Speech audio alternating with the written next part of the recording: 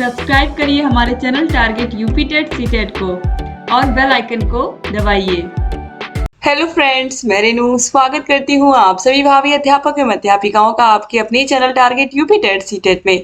दोस्तों, आज की इस क्लास में हम पढ़ने वाले हैं आप लोग के डीएलएड फर्स्ट सेमेस्टर के फर्स्ट पेपर बाल विकास एवं सीखने की प्रक्रिया के अंतर्गत यहाँ पर फर्स्ट पेपर के राजन सीरीज के मोस्ट इंपॉर्टेंट अतलघुत्री क्वेश्चंस की सीरीज। अतलघुत्री क्वेश्चंस की सीरीज में हम दो पार्ट में यहाँ पर पढ़ेंगे इनको। तो आज हम पहला पार्ट पढ़ने वाले हैं, फिर अगली क्लास में हम दूसरा पार्ट भी पढ़ेंगे। तो चलिए स्टार्ट करते हैं। आज जितने भी फर्स्ट पार्ट में यहाँ पर प्रश्न है सभी को हम हल करेंगे। तो चलिए स्टार्ट करते हैं क्वेश्चन नंबर 1 से। एक शिक्षक के लिए बाल मनोविज्ञान का ज्ञान क्यों आवश्यक है? ठीक है, तो एक शिक्षक को बालक को समझने के लिए, उसकी सभी अवस्थाओं के बारे में जानने के लिए, किस अवस्था में उसकी बुद्धि किस प्रकार की होती है, उसकी रुचि किस प्रकार की होती है, किस तरीके से एक बच्चे को हम किस तरीके से पढ़ा सकते हैं, ये सब चीजें हमें बाल मनोविज्ञान ही सिखाता है। तो अब बच्चे के मन का विज्ञान पढ़ने के लिए, यानी कि बच्चे के मन को समझने के लिए हमें बाल मनोविज्ञान आना ही चाहिए। तो इसीलिए अगर हम बच्चे को अच्छी शिक्षा देना चाहते हैं, अच्छे से पढ़ाना चाहते हैं, अच्छे से हम जो भी हम समझाएं उस बच्चे को समझ में आ जाए, तो इसके लिए बाल मनोविज्ञान की शिक्षा लेना बहुत जरूरी है, खासकर छोटे बच्चों को पढ़ाने के लिए। ठीक है, 2023 के एग्जाम में आप देखिए ये सारे के सारे प्रश्न आप देख सकते हो, सब पूछे हुए हैं। तो जब आप सीरीज सॉल्व करते हो तो जितने भी प्रीवियस ईयर क्वेश्चंस होते हैं उनको भी आप सॉल्व करते जाते हो। तो इस तरीके से जो आपका कॉन्फिडेंस है वो और बढ़ता जाता है और एग्जाम के लिए आप और अच्छे से प्रिपेयर करते जाते हैं। तो क्वेश्चन नंबर 2 पे आते हैं। रुचि का शैक्षिक महत्व लिखिए। रुचि का शैक्षिक महत्व क्या है? तो शिक्षण विधि सहायक सामग्री विषय वस्तु को रुचिकर, सरल, स्पष्ट व बोधगम्य बनाने में मदद करती है। तो जब किसी विषय में हमारी रुचि होती है, यानी कि हमें कोई विषय अच्छा लगता है, तो उस विषय को शिक्षक पढ़ाते हैं तो हमें पढ़ना बहुत अच्छा लगता है, क्योंकि वो उस विषय में हमारा इंटरेस्ट होता है। तो अगर किसी विषय में इंटरेस्ट नहीं है तो वो शिक्षक की जिम्मेदारी बनती है वो किस प्रकार की शिक्षण विधियों का प्रयोग करते हैं, किस प्रकार से वो आपको पढ़ाते हैं कि आपको समझ में भी आता है और आप अच्छे से विषय को समझते भी हैं। अब क्वेश्चन नंबर 3 है, व्यक्तित्व विकास में शिक्षा किस प्रकार प्रभावी है? तो आप सभी लोगों को पता है कि अगर बच्चे का सर्वांगीण विकास करना है, यानी कि बच्चे का मानसिक विकास, बच्चे का भावात्मक विकास, बच्चे का शारीरिक विकास, बच्चे का सामाजिक विकास, बच्चे का नैतिक विकास, बच्चे का आध्यात्मिक विकास, किसी भी प्रकार से बच्चे का सांस्कृतिक विकास, ये सब शिक्षा से ही संभव है, जब बच्चे को अच्छी शिक्षा मिलती है। इसीलिए जब व्यक्ति को ये सारी चीजें मिलती हैं तभी उसका व्यक्तित्व अच्छा बन पाता है। ठीक है, क्वेश्चन नंबर 4 पे आते हैं। बुद्धि की कोई एक परिभाषा बताइए। तो रॉबिन्स के अनुसार बुद्धि से तात्पर्य संज्ञानात्मक व्यवहारों के संपूर्ण वर्ग से होता है, जो व्यक्ति के सूझबूझ द्वारा समस्या का समाधान करने की क्षमता, नई परिस्थितियों के साथ समायोजन करने की क्षमता, अमूर्त रूप से सोचने की क्षमता और अनुभवों से लाभ उठाने की क्षमता को दिखलाता है। यानी कि ये बुद्धि ही होती है जो हमारे पास्ट के अनुभव होते हैं, जो हमने अपने भूतकाल में जो अनुभव किए होते हैं, जो चीजें हमने पहले सीखी हुई होती हैं, उन्हीं चीजों का प्रयोग करके जो हमारे जीवन में आगे जो समस्याएं आती हैं, उन समस्याओं को हम क्या करते हैं, हल करते हैं। जो हमने अपने जीवन में पहले सीखा हुआ होता है, उन्हीं चीजों को या उन्हीं बातों को सोच समझ करके हम क्या करते हैं, कोई भी फैसला लेते हैं। आगे के समय में कोई भी फैसला लेते हैं तो हम सोचते हैं कि इस डिसीजन का आगे क्या फर्क पड़ेगा, फ्यूचर में क्या इसका प्रभाव पड़ेगा। ठीक है, अब क्वेश्चन नंबर 5 पे आते हैं। तो बुद्धि आपको समझ में आ गया होगा कि सोचने समझने की एक तरीके से क्या होती है, क्षमता ही होती है जो बुद्धि होती है। शैशवावस्था की प्रमुख 2 विशेषताएं लिखिए।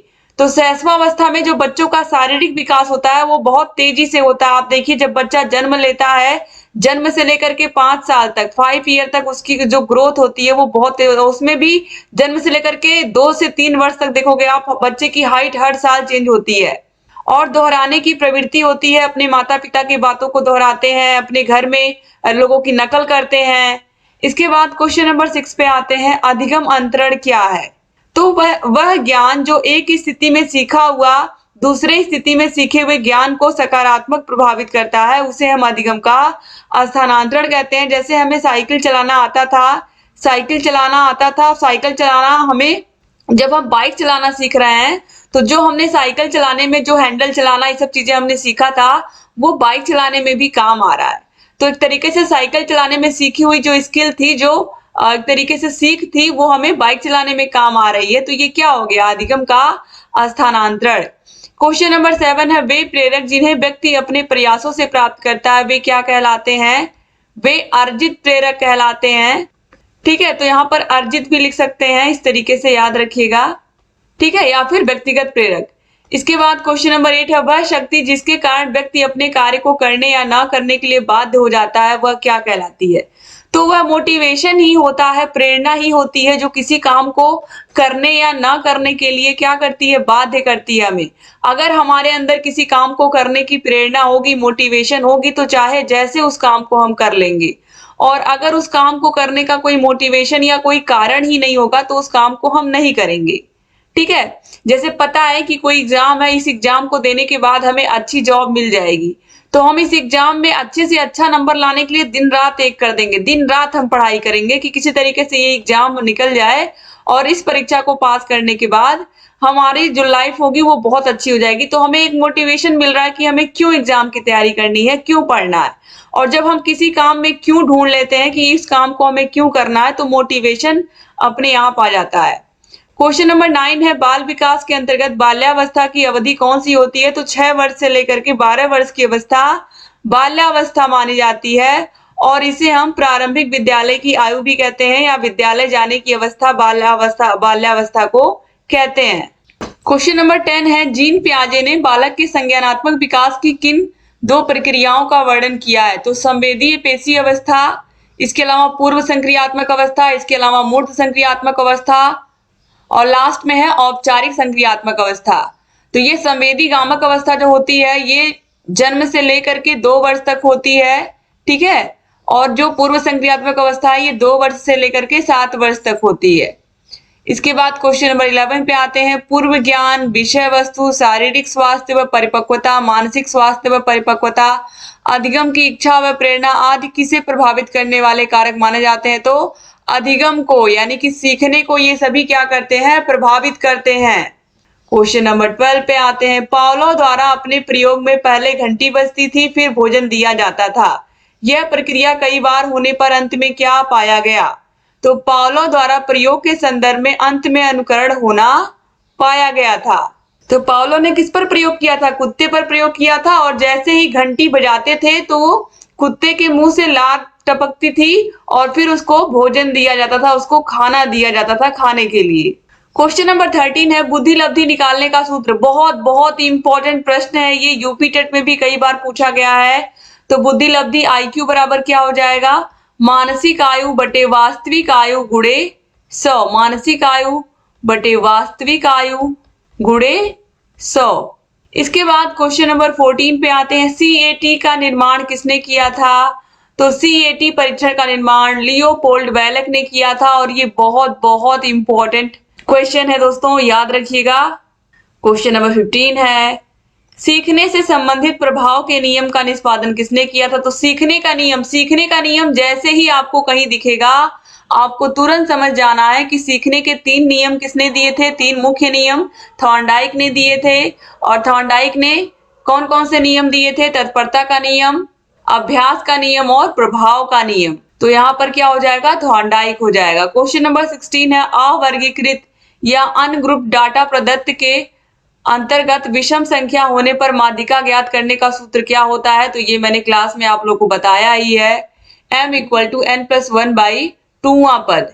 बस ये फॉर्मूला अगर आपको याद है तो आसानी से आप माध्यिका निकाल पाओगे विषम संख्या होने पर। क्वेश्चन नंबर 17 है, व्यक्तित्व का वह प्रकार जिसके अंतर्गत व्यक्ति दूसरे लोगों, समाज के अन्य लोगों की प्रगति के लिए सोचकर कार्य करता है, क्या कहलाता है? तो ये बहिर्मुखी व्यक्तित्व वाला व्यक्ति कहलाता है। क्वेश्चन नंबर 18 है, नियमित दिनचर्या, सबके साथ समायोजन, आत्मविश्वास, संवेगात्मक परिपक्वता तथा आत्म मूल्यांकन की क्षमता किसके प्रमुख लक्षण है? तो अच्छे व्यक्तित्व के ये सब क्या है? लक्षण है। क्वेश्चन नंबर 19 है, सीखने के वक्र में सीखने में उन्नति होना किस रूप में प्रदर्शित की जाती है? तो सीखने के वक्र में सीखने में उन्नति होना वक्र के बढ़ते क्रम में प्रदर्शित किया जाता है। क्वेश्चन नंबर 20 है, बालक की वृद्धि कब रुक जाती है? तो बालक की वृद्धि के विषय में समस्त विद्वान एकमत हैं, परंतु इस बात को सभी स्वीकार करते हैं कि बालक की वृद्धि 25 वर्ष की आयु पूर्ण होने पर स्थिरता प्राप्त करके रुक जाती है। क्वेश्चन नंबर 21 है, टीएटी का संबंध किससे है? तो टीएटी का संबंध व्यक्तित्व परीक्षण से है, जिसका प्रतिपादन मरे एवं मार्गन ने किया था। बहुत इंपॉर्टेंट टेस्ट है ये। इसके बाद क्वेश्चन नंबर 22 है, स्मृति का मुख्य कार्य क्या है? तो स्मृति मतलब याद रखना, पूर्व अनुभवों को संजो कर रखना। जो अच्छी अच्छी बातें हमारे जीवन में घटित हुई होती हैं वो सब चीजें हमारे दिमाग में याद रहती हैं। तो पूर्व अनुभव को संजो कर रखना तथा समय आने पर याद दिलाना ही स्मृति का मुख्य कार्य है। फिर है क्वेश्चन नंबर 23, सक्रिय विस्मृति से क्या आशय है? सक्रिय विस्मृति का कारण व्यक्ति है, वह स्वयं ही किसी बात को भूलने का प्रयास करके उसे भुला देता है। फ्रायड के अनुसार हम विस्मृति की क्रिया द्वारा अपने खुद के अनुभव को स्मृति से निकाल देते हैं। फिर है सृजनात्मकता। सृजनात्मकता का अर्थ मौलिकता से लिया जाता है। मौलिकता मुक्त साहचर्य है। सृजनात्मकता में साहचर्य के तत्वों का मिश्रण रहता है। उस कार्य को सृजनात्मक कार्य कहते हैं जिस कार्य का परिणाम नवीन हो। इसके बाद क्वेश्चन नंबर 25 है, व्यक्तित्व को परिभाषित करिए या व्यक्तित्व की परिभाषा लिखिए। तो देखिए, मन के अनुसार व्यक्तित्व की परिभाषा एक व्यक्ति के ढांचों, व्यवहार के स्वरूपों, रुचियों, अभिवृत्तियों, संघटकों, योजनाओं तथा अभिरुचियों के सबसे अधिक लाक्षणिक संकलन के रूप में की जा सकती है। यानी कि किसी व्यक्ति का व्यक्तित्व उसका किस प्रकार का व्यवहार है, उसकी किस प्रकार की रुचियां हैं, किस प्रकार की उसकी आदतें हैं, किस प्रकार की वह उसके सराउंडिंग, उसके आसपास के लोग हैं, किस तरीके से वह अपना कार्य करता है। इन सारी बातों पर उस व्यक्ति का जो व्यक्तित्व होता है वो निर्भर होता है। और ये देखिए, लगातार 2 सालों में ये प्रश्न पूछा हुआ है। तो व्यक्तित्व की परिभाषा आपको आलपोर्ट की परिभाषा तो व्यक्तित्व की याद ही होनी चाहिए, क्योंकि आलपोर्ट की जो परिभाषा है उसको लगभग सभी मनोवैज्ञानिकों ने माना है और मैंने क्लास में आप लोगों को पढ़ाया भी। ये पूरा का पूरा पेपर मैंने पढ़ा के खत्म कर दिया। अगर आपने नहीं पढ़ा है फर्स्ट पेपर तो आप लोग पढ़ना शुरू कर दीजिए। क्वेश्चन नंबर 26 है, रोडसा परीक्षण विधि को किस मनोवैज्ञानिक ने आरंभ किया था? तो हरमन रोडसा ने रोडसा परीक्षण का आरंभ 1960 में प्रारंभ कर दिया था। तो दोस्तों, रोडसा परीक्षण जो है ये हरमन रोडसा ने किया था और ये 1921 में आरंभ किया था। तो यहाँ पर ये सही कर लीजिए आप लोग, ये 1921 में इन्होंने स्याही धब्बा परीक्षण किया था। क्वेश्चन नंबर 27 है, मध्यमान का उपयोग कब किया जाता है? तो जब पृथक प्राप्तांकों के योग से प्रतिनिधित्व प्राप्तांक प्राप्त करने हो तब हम मध्यमान का उपयोग करते हैं। क्वेश्चन नंबर 28 है, मध्यांक की कोई एक परिभाषा लिखिए। तो कॉर्नर के अनुसार मध्यांक समग्र श्रेणी का वह चर मूल्य है जो समूह को 2 बराबर भागों में इस प्रकार बांटता है कि एक भाग में सभी मूल्य मध्यांक से अधिक और दूसरे भाग में सभी उससे छोटे होते हैं। इसके बाद क्वेश्चन नंबर 29 है, जन्म के समय शिशुओं के भीतर कितने संवेग होते हैं? तो 3। 2018 के एग्जाम में ये सारे प्रश्न आप देखिए पूछे हुए हैं। क्वेश्चन नंबर 30 है, बुद्धि के बहुकारक सिद्धांत का प्रतिपादन किसने किया था? तो बुद्धि का बहुकारक सिद्धांत थॉर्नडाइक ने दिया था। बहुत इंपॉर्टेंट क्वेश्चन है। क्वेश्चन नंबर 31 है, अंतर्मुखी व्यक्तित्व से क्या तात्पर्य है? तो अंतर्मुखी व्यक्तित्व उस व्यक्तित्व को कहते हैं या उस व्यक्ति को कहते हैं जो आत्मचिंतन अधिक करता है, दार्शनिक प्रवृत्ति का होता तथा कम सामाजिक रहता है, जैसे कि लेखक हुए, कवि हुए। इसके बाद आगे बढ़ते हैं क्वेश्चन नंबर 32 पे, सामान्य बौद्धिक स्तर के बालक की बुद्धि लब्धि कितनी होती है? तो 90 से लेकर के 109 या 90 से लेकर के 110 भी होगा टर्मन के अनुसार।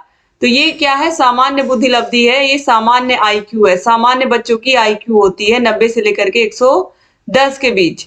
क्वेश्चन नंबर 33 है, बुद्धि परीक्षण के लिए प्रयुक्त होने वाले टीएटी परीक्षण का निर्माण किसने किया था? तो मरे एवं मार्गन ने किया था। टैट परीक्षण का निर्माण अभी आपने देखा भी है। क्वेश्चन नंबर 34 है, अभिप्रेरणा का क्या अर्थ है? अभिप्रेरणा एक प्रक्रिया है जिसमें सीखने वाले की आंतरिक शक्तियां या आवश्यकताएं उसके वातावरण में विभिन्न लक्ष्यों की ओर निर्देशित होती हैं। तो अभिप्रेरणा एक प्रक्रिया है जिसमें सीखने वाले की आंतरिक शक्तियां या आवश्यकताएं उसके वातावरण में विभिन्न लक्ष्यों की ओर निर्देशित होती हैं। इसके अलावा अभिप्रेरणा किसी कार्य को प्रारंभ करने, जारी रखने और नियमित करने की प्रक्रिया है। ये भी आपको मैंने पढ़ाया है। क्वेश्चन नंबर 35 है, हल के अनुसार सीखने की प्रक्रिया का आधार क्या है? तो हल का मत है कि सीखने की प्रक्रिया का आधार आत्म संशोधन है। क्वेश्चन नंबर 36 पे आते हैं, सीखने की कोई एक परिभाषा लिखिए। तो वुडवर्थ के अनुसार नवीन ज्ञान व प्रक्रियाओं को अर्जित करने की प्रक्रिया ही सीखना या अधिगम कहलाती है। क्वेश्चन नंबर 37 पे आते हैं, बच्चों के भाषा विकास में अवरोधन के 2 कारण लिखिए। तो देखिए, बच्चे भाषा सीख रहे हैं, अचानक कुछ ऐसी समस्या आती है कि वो भाषा को नहीं सीख पाते हैं, तो ध्वनि दोष के कारण भाषा विकास में अवरोधन उत्पन्न हो जाता है, या बोलने के अंगों में दोष के कारण भी भाषा विकास में अवरोधन उत्पन्न हो जाता है। ठीक है, हो सकता है बच्चा हकलाता हो या सही से बोल ना पाता हो। क्वेश्चन नंबर 38 पे आते हैं, बाल विकास के अंतर्गत शैशवावस्था की आयु कितनी होती है? तो जन्म से लेकर के 5 वर्ष तक की जो अवस्था होती है वो शैशवावस्था कहलाती है। 2018 में देखिए कितना आसान सा प्रश्न पूछा था। क्वेश्चन नंबर 39 है, थॉर्नडाइक ने अपने सीखने के सिद्धांत के अंतर्गत कितने नियम दिए हैं? सीखने के जो नियम है वो कितने दिए हैं? थॉर्नडाइक ने 3 दिए हैं, तत्परता का नियम, अभ्यास का नियम और प्रभाव का नियम। तो 3 नियम दिए हैं। क्वेश्चन नंबर 40 है, भूख, प्यास, निद्रा, प्रतिष्ठा में कौन सा अर्जित अभिप्रेरणा के अंतर्गत आता है? जो प्रतिष्ठा है, मान सम्मान है, ये हम क्या करते हैं? अर्जित करते हैं, ये अर्जित अभिप्रेरक है या अभिप्रेरणा है। बाकी क्या है? जन्म से ही, प्यास, भूख, नींद, ये सब हमें जन्म से ही लगता है। क्वेश्चन नंबर 41 है, सीखी गई सामग्री को पुनः स्मरण रखने की असफलता क्या कहलाती है? कोई चीज हमने सीखा था पास्ट में अपने, लेकिन अब अगर उस काम को करने को कह दिया जाए तो हम नहीं कर पाते हैं, तो यही क्या है? विस्मृति, यानी कि भूलना है। 2018 में देखिए पूछा हुआ प्रश्न है। क्वेश्चन नंबर 42 पे आते हैं, किसी अवर्गीकृत प्रदत्त में सबसे अधिक बार आने वाली संख्या क्या कहलाती है? तो जो सबसे अधिक बार यानी कि बार बार आएगा वो क्या होगा? बहुत बार। बार बार मतलब बहुत बार, यानी कि बहुलांक। क्या कहलाएगा? बहुलांक। क्वेश्चन नंबर 43 है, परोक्ष वस्तुओं के विषय में चिंतन करना ही क्या कहलाता है? कल्पना कहलाता है। और ये कल्पना की परिभाषा भी है कि जो वस्तुएं हमारे सामने नहीं है उनके बारे में अगर हम सोच रहे हैं तो ये क्या हो जाएगी? कल्पना। क्वेश्चन नंबर 44 पे आते हैं, देखिए 2018 में पूछा हुआ प्रश्न है, बालक के केंद्रक में सामान्यतः कितने गुणसूत्र होते हैं? तो 46 गुणसूत्र होते हैं। क्वेश्चन नंबर 45 है, अधिगम स्थानांतरण को स्पष्ट कीजिए, अथवा सीखने के स्थानांतरण संप्रत्यय को स्पष्ट कीजिए, अथवा अधिगम स्थानांतरण संप्रत्यय को स्पष्ट कीजिए। 2018 में, 2019 में, 2023 में सेम यही प्रश्न बार बार पूछा गया है। तो सीखने के स्थानांतरण से आशय है कि किसी विषय के सीखने से उपलब्ध ज्ञान अथवा किसी कार्य का अभ्यास करने से प्राप्त होने वाले प्रशिक्षण का दूसरी परिस्थिति में प्रयोग करना। या इस तरीके से अपनी भाषा में भी आप लिख सकते हो कि एक जगह से सीखा हुआ ज्ञान, या एक जगह पर जो हमें चीजें सिखाई गई होती हैं, जब हम उसी ज्ञान का उपयोग दूसरी जगह पर करते हैं तो यही क्या होता है? सीखने का स्थानांतरण। एक स्थिति में या एक परिस्थिति में सीखा हुआ ज्ञान जब हमें दूसरी परिस्थिति में भी काम आ रहा है तो यही क्या हो गया? सीखने का स्थानांतरण। क्वेश्चन नंबर 46 है, बालक के कोषों एवं पेशियों में समय के साथ साथ होने वाला वह परिवर्तन जिसके कारण वह निश्चित समय पर ही कोई कार्य करने के योग्य होता है, क्या कहलाता है? तो ये कहलाता है परिपक्वता, यानी कि मैच्योरिटी। 2018 में देखिए पूछा हुआ प्रश्न है। क्वेश्चन नंबर 47 है, व्यक्तिक एवं सामूहिक बुद्धि परीक्षण में मुख्य अंतर क्या होता है? तो नाम से स्पष्ट है, व्यक्तिक मतलब एक एक बच्चे का यहाँ पर बुद्धि परीक्षण करेंगे, सामूहिक में 2, 4, 6, 10 का ग्रुप बना करके करेंगे। तो व्यक्तिक बुद्धि परीक्षण व्यक्तिगत रूप से होता है, एक एक बच्चे को बुला करके उसका हम परीक्षण करते हैं, जबकि सामूहिक बुद्धि परीक्षण में समूह में 5 का ग्रुप है, 8 का ग्रुप है, 10 बच्चों का ग्रुप है, एक ग्रुप साथ में आ रहा है और उससे साथ में प्रश्न पूछे जा रहे हैं। क्वेश्चन नंबर 48 है, पाओलो ने सीखने से संबंधित अपने सिद्धांत का प्रतिपादन किसके ऊपर प्रयोग करके किया था? तो पाओलो ने किस पर प्रयोग किया था? कुत्ते पर प्रयोग किया था। क्वेश्चन नंबर 49 है, जब कोई बालक सीखने को तत्पर होता है तब वह जल्दी से चीजों को सीखता है, यह थॉर्नडाइक के सीखने के किस नियम के अंतर्गत आता है? तो ये तत्परता का नियम कहलाता है। 2018 में देखिए पूछा हुआ प्रश्न है। क्वेश्चन नंबर 50 है, शारीरिक रचना, बुद्धि, रुचि, व्यक्तिगत गुणों में एक व्यक्ति का दूसरे से भिन्न होना क्या कहलाता है? व्यक्तिगत भिन्नता कहलाता है।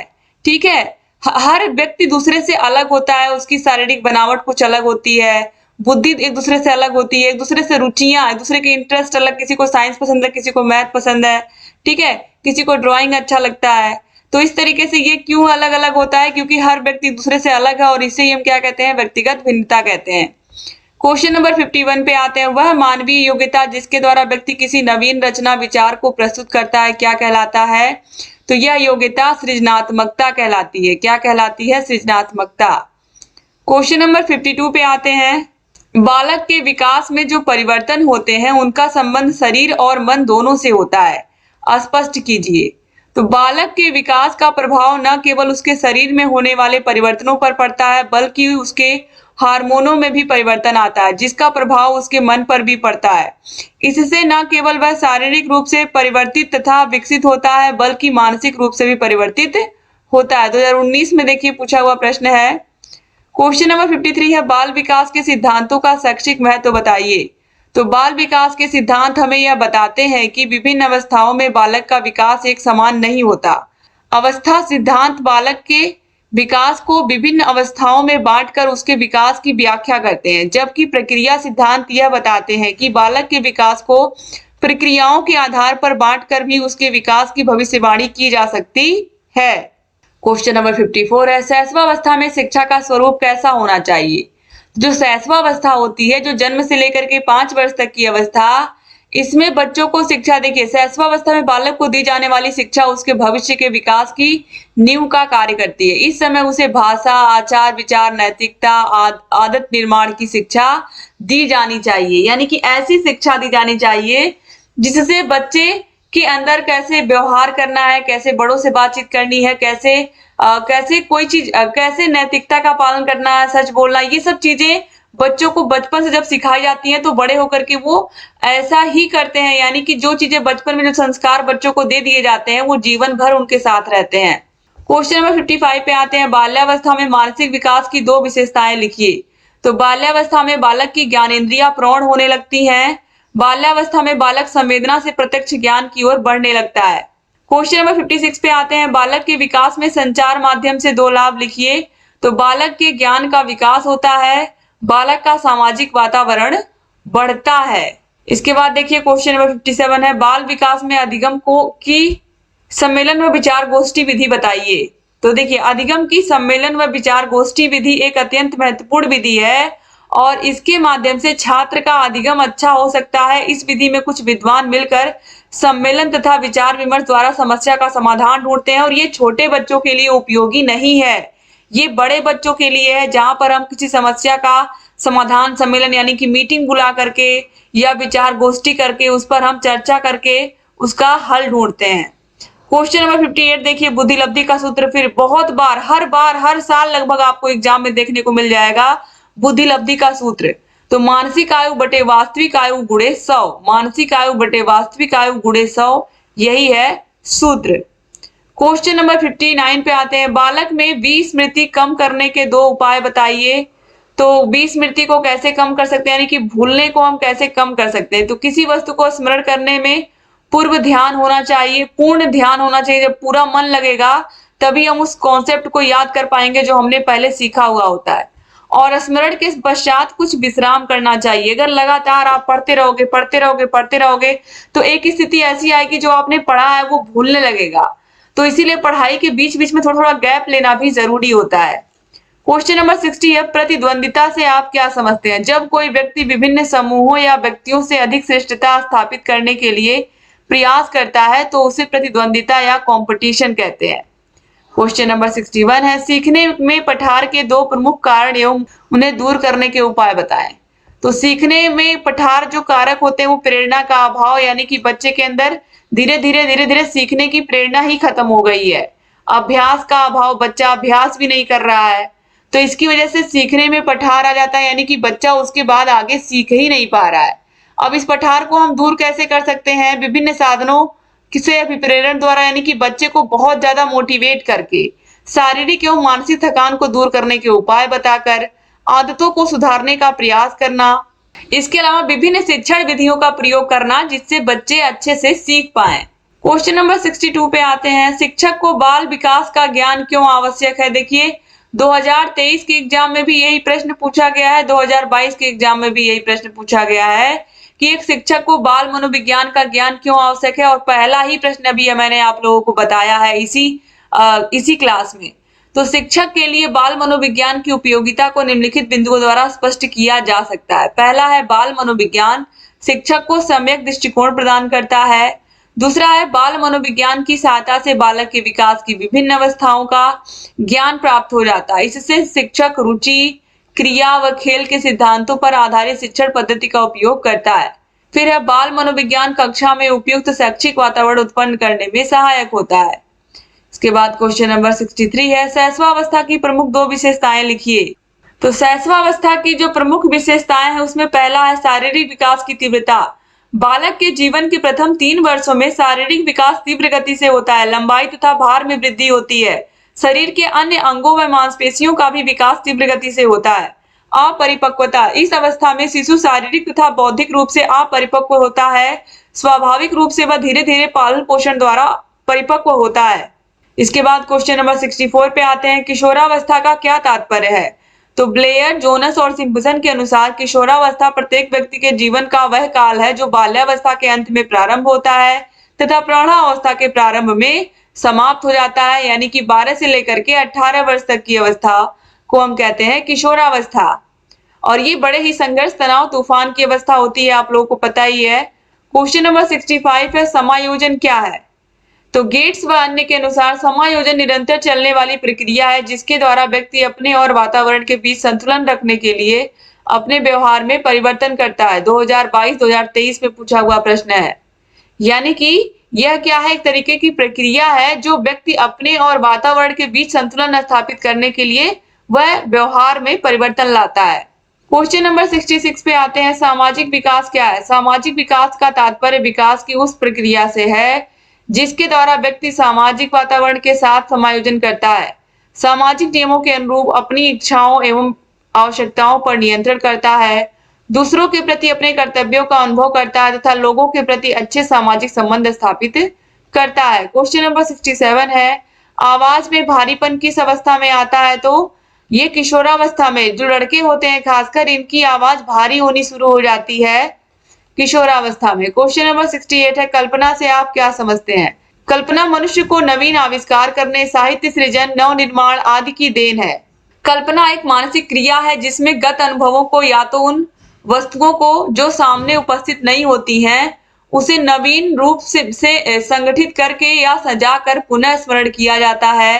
कल्पना में स्मृति का भी प्रभाव परिलक्षित होता है। कल्पना संवेदन, प्रत्यक्षीकरण एवं स्मृति पर आधारित होते हुए भी एक स्वतंत्र क्रिया होती है। या हम कह सकते हैं कि जो वस्तुएं हमारे सामने नहीं होती है, परोक्ष वस्तुओं के विषय में चिंतन ही क्या होता है, कल्पना होता है। जो हमारे सामने नहीं है उस वस्तु के बारे में, उस व्यक्ति के बारे में अगर हम सोच रहे हैं तो क्या कर रहे हैं, कल्पना कर रहे हैं। इसके बाद क्वेश्चन नंबर 69 है रुचि के भेद बताइए। तो रुचियां 2 प्रकार की होती हैं, जन्मजात और अर्जित। क्वेश्चन नंबर 70 पे आते हैं अमूर्त बुद्धि से आप क्या समझते हैं। अमूर्त बुद्धि ज्ञानोपार्जन के प्रति रुचि, रुझान, पढ़ने लिखने से संबंधित पुस्तकीय ज्ञान प्राप्त करने में, शब्दों तथा प्रतीकों के रूप में उपस्थित समस्याओं को हल करने में प्रकट होती है। जैसे गणित के सूत्रों को हल करने में, दर्शन तथा तर्कशास्त्र के विषयों को समझने में, साहित्यिक रचनाओं की सौंदर्यानुभूति में यही बुद्धि कार्य करती है। तो इस तरीके से यहाँ पर आप लोगों ने देखा टोटल 70 क्वेश्चंस हम लोगों ने कंप्लीट कर लिया। तो उम्मीद करती हूँ कि आज की जो क्लास है आपको अच्छी लगी होगी, सारे प्रश्न भी समझ में आए होंगे। अगर क्वेश्चंस अच्छे लगे हैं तो लाइक करके जाइएगा वीडियो को, और अगर चैनल को सब्सक्राइब नहीं किया अभी तक तो प्लीज सब्सक्राइब कर दीजिए, और आपके लिए क्लासेस लेकर के आते रहेंगे और आपकी तैयारी को बेहतर बनाते रहेंगे। यहाँ हमारा कॉन्टेक्ट नंबर दिया हुआ है, इस पर कॉन्टेक्ट करके आप सारी की सारी जानकारी हमसे ले सकते हैं। फर्स्ट सेमेस्टर की नोट्स, फर्स्ट सेमेस्टर की क्लासेज, फर्स्ट सेमेस्टर के सारे विषयों के चैप्टर वाइज टेस्ट, ये सब कुछ आपको मिलेंगे। रतन सीरीज, पवन सीरीज की पूरी पीडीएफ, पूरी की पूरी क्लासेस सब आपको मिलेंगे हमारे ऐप में। ऐप की link description box, comment box में मिल जाएगी। और ऐप के बारे में ज्यादा जानकारी चाहिए तो आप इस नंबर पर कांटेक्ट करके जानकारी ले सकते हैं। और क्लास को शेयर करना मत भूलिएगा दोस्तों। और पिछली क्लासेस को अगर आपने नहीं देखा है, इस विषय की पूरी क्लासेस जो मैंने पढ़ाई है बाल विकास की नहीं देखा है, तो डिस्क्रिप्शन बॉक्स, कमेंट बॉक्स में आपको लिंक मिल जाएगा। जय हिंद दोस्तों।